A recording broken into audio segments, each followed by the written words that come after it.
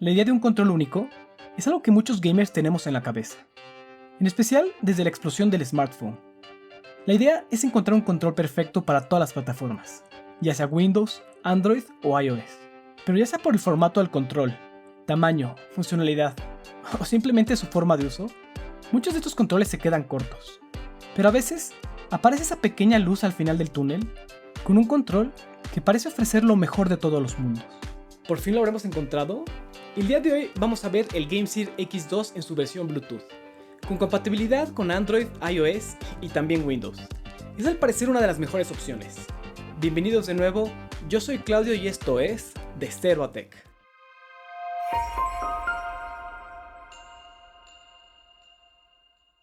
La verdad es que hablar de un control único para Windows, Android y iOS a nivel funcional no es tan complicado.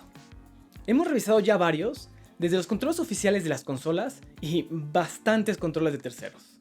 Pero la única manera de jugar con estos controles en tu teléfono es poniéndolo en un clip, lo cual en lo personal no creo que sea ideal. Y hemos revisado controles en formato horizontal que te ofrecen una experiencia más de consola. El Kishi en sus versiones Android y iOS, el Backbone y el hermano del que estamos viendo el día de hoy, el X2 original en su versión USB-C. Y aunque algunos de estos podemos usarlos también en la computadora, la manera de conectarlos a Windows tampoco es ideal. El GameSeer X2 Bluetooth soluciona este problema de la manera más obvia. Nada de conexiones alámbricas, solo Bluetooth, y soporte para Direct Input y X Input. En la caja tenemos el control, que viene dentro de una funda bastante buena. Al abrirla, vemos el control con una cajita que contiene los manuales, un cable USB-A a USB-C para cargarlo, y 4 cubiertas para las palancas analógicas, que, aunque normalmente sería algo que yo nunca usaría, en este caso ayudan muchísimo a solucionar una de las principales quejas en el original: lo chiquitas que son las palancas y lo resbaloso de su material. El diseño es igualito al de su hermano USB-C, pero al estar basado en la segunda versión, tomaron el camino lógico de incluir un D-pad real. Pero, por cómo se siente, seguramente está montado sobre los mismos switches de tipo domo que tenía la versión original. También cambian los botones frontales. Esta vez usa la configuración de Xbox ABXY, en vez de la Nintendo que usan las versiones USB-C. Al usar switches de tipo domo, el traslado es muy corto, pero con una sensación táctica muy buena, similar a los botones de los Joy-Cons del Switch. Por arriba, tenemos los botones R y L, que al igual siguen siendo de microswitch. Una lástima que todavía no tenemos R2 y L2 analógicos porque sí hacen falta. Y los 4 botones de funciones están marcados el Select como G, el Start como S, un botón de captura, y lo único que sí cambia es el botón de abajo del lado derecho, que ahora tiene la función de turbo en vez de casa. Y es que abajo ahora tenemos otro botón, que cualquiera pensaría que es el botón para emparejar. Y sí, pero también funciona como el botón de casa dentro de los juegos y aplicaciones que lo soportan. También tenemos el conector USB-C, que sirve solo para cargar la pila interna, y un pequeño botón para hacer el hard reset al control. El diseño del control es de telescopio para acomodar cualquier teléfono de hasta 173 mm, 6 mm más que el original. Las gomas de los lados del control fueron actualizadas para estar un poco más en diagonal, y les agregaron un pequeño escalón para mejorar el agarre, ya que no tenemos el conector para apoyar. Estas gomas tienen divisiones para dejar pasar el sonido. Poner el teléfono es bastante sencillo, simplemente lo pones y lo abres hasta que entra. Y lo probé con varios teléfonos y la verdad es que el agarre es bastante bueno. Incluso los teléfonos que tienen fundas o son más grandes que el pequeño escaloncito que tiene. Lo que sí es que al hacer la prueba de agitarlos, eventualmente se salen. Por lo que la verdad, no te recomendaría tirarlo con el teléfono puesto. Por atrás, el control se ensancha y tiene 2 gomas para mejorar el agarre. En lo personal, creo que no aportan mucho en la posición de juego, porque al ser un poco más chaparro que el Switch, tienes que poner los dedos por abajo. Y para agarrarlo así, un control más delgado es más cómodo. Pero bueno, definitivamente esto dependerá de cada persona. El control soporta los 2 protocolos más comunes, que son Direct Input y X Input. En Android puedes utilizar cualquiera de los dos, pero si lo vas a usar en iOS o en Windows, la recomendación es utilizar X Input. Para usarlo en Direct Input, presionas el botón A y sin soltar, presionas el botón de casa. El LED enciende de color azul, y una vez que lo conectas, se queda encendido. Si ya lo has emparejado, puedes volver a activar el emparejamiento dejando presionados G y S, hasta que se apagan los LEDs. y luego esperas a que empiece el modo de emparejamiento. Si lo quieres conectar con Xinput, que es lo que vas a querer usar para iOS y Windows, presionas el botón B y sin soltarlo presionas el botón de casa. En este caso el LED se enciende de color morado y puedes hacer el pairing. En este modo aparece como Xbox Wireless Controller en el iPhone y funcionó a la primera. No tuvimos que usar el truco de las Accessibility Options. Ya que está emparejado, puedes dejar presionado el botón de Home para encenderlo y apagarlo. Usa la combinación para cambiarlo de protocolo. Lo mejor es que guarda un dispositivo por cada modo, por lo que si eres de los pocos locos que carga las dos plataformas como yo, puedes cambiarlo entre dispositivos sin tener que reemparejar. Como funcionalidades adicionales, tiene un botón de turbo. Para activarlo, presionamos el botón que queremos usar y sin soltarlo presionamos el botón de turbo. Y lo mejor es que podemos variar la velocidad del turbo usando el botón G y presionando arriba o abajo en el D-pad. Con esto tiene 3 velocidades, que lo hace ideal para jugar shooters clásicos. Para desactivarlo, presionamos 2 veces el botón de turbo. Y si lo vas a usar con Android hay más. Primero tenemos el botón de captura de pantalla, que funciona de manera nativa. Simplemente presionas el botón y se captura la pantalla. Muy sencillo y rápido. Utiliza la función nativa de Android, pero está excelente que lo hayan implementado. Y también puedes dejar presionar el botón de Start y arriba y abajo en el D-pad para subir y bajar el volumen. Ahora sí, algo que nunca habíamos visto en ningún otro control. Y si instalas su app, puedes ir mucho más allá. Primero que nada puedes actualizar el firmware, algo que solo puedes hacer en Android. Y también tiene una sección para probar el gamepad. Pero también incluye funcionalidad de mapeo, que te permite mapear los movimientos del control a toques en la pantalla, para juegos que no soportan el control como Call of Duty, Genshin Impact o Pokémon Unite. Y funciona bastante bien. Para usarlo, primero tienes que conectarlo en el modo G-Touch. Y para esto hay que volverlo a emparejar. Pero esta vez lo hacemos presionando G mientras encendemos con el botón de Home. Luego tienes que darles permisos al app para poder mostrar widgets. Luego habilitar el USB debugging en las Developer Options. Y finalmente agregar el juego desde el app y ejecutarlo directamente del app. Vas a ver que aparece un pequeño icono en la esquina y muchísimos puntitos. Y estos son los mapeos. Como puedes ver, cuando muevo las palancas o aprieto los botones, aparecen en pantalla. Y así, no hay juegos que no sean compatibles con el control. La aplicación tiene configuraciones predeterminadas para muchos juegos, pero pueden no ser tan perfectas, en especial por los diferentes tamaños de pantallas. Pero puedes cambiar la configuración dando clic en el icono y acomodando los botones. También puedes cambiar la sensibilidad de las palancas haciéndolas más grandes o más chiquitas.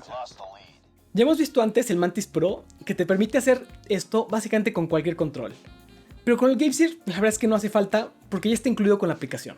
Y funciona muy bien. La verdad es que es bastante difícil darte cuenta de que no es soporte nativo. Como dato adicional, tiene también una pila de 500 mAh que más o menos dura como 20 horas de juego. Empezamos las pruebas con Android, donde la verdad es que no hay mucho que decir. Todo lo que le aventamos lo manejó a la perfección. Juegos nativos, emulación y cloud. La calibración de las palancas es mucho mejor que la del X2 USB-C original. Dibujan un círculo mucho más centrado, sin tanta tendencia a uno o al otro lado. Muy bien en haber arreglado eso en comparación de la primera versión.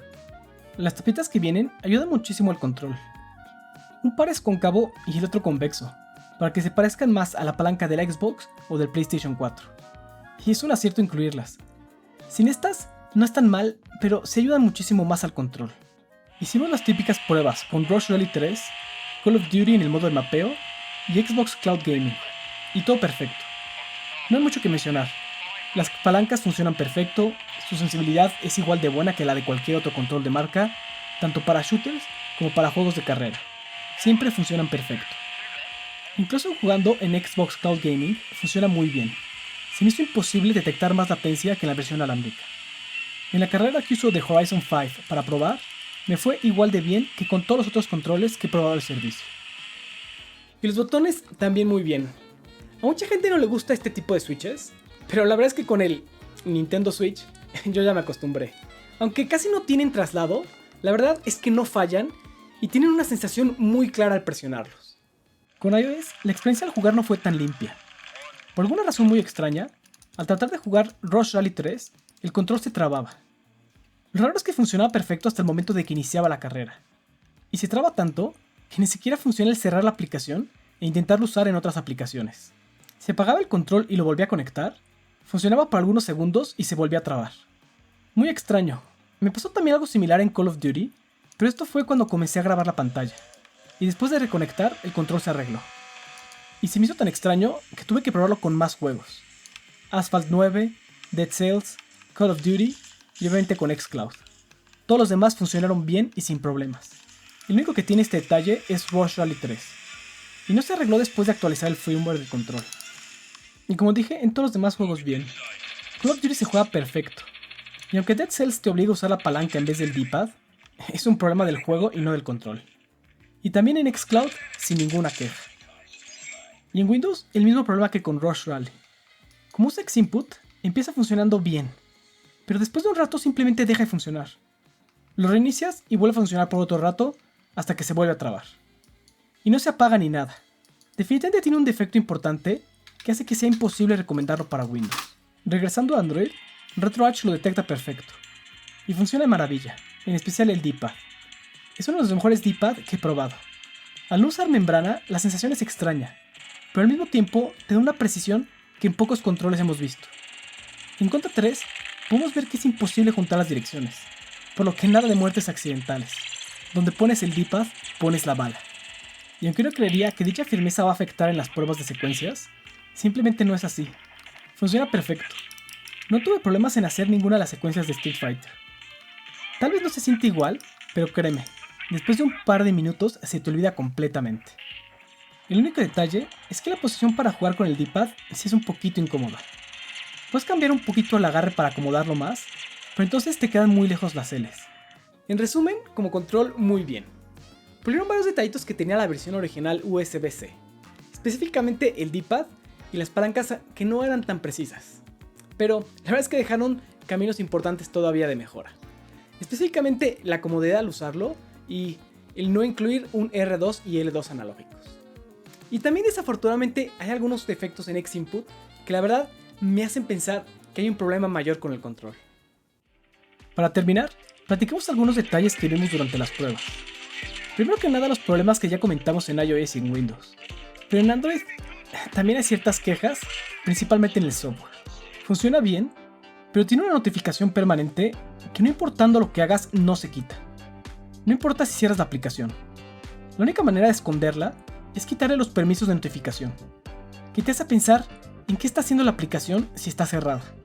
Y también, después de actualizar el firmware, al arrancarlo en modo Android se iba siempre directo al modo de emparejamiento.